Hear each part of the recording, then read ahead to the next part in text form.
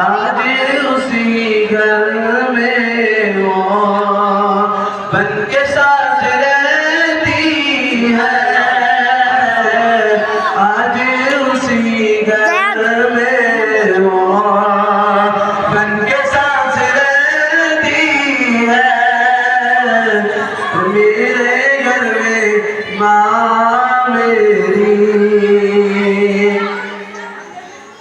और क्यों किसी को आखिर तुम कहते हो दुआओं का। और क्यों किसी को आखिर तुम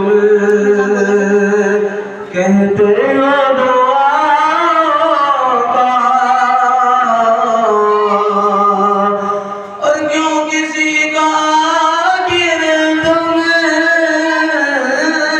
कहते हो दुआओं का।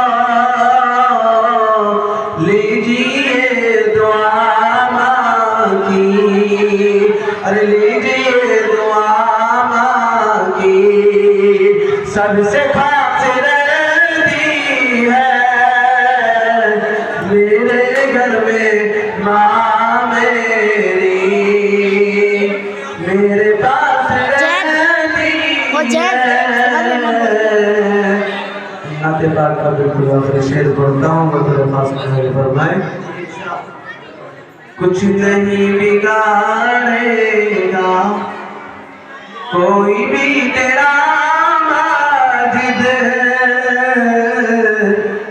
अरे कुछ नहीं बिगाड़ेगा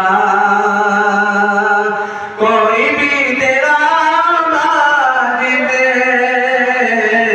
हर घड़ी दुआ मांगी तेरे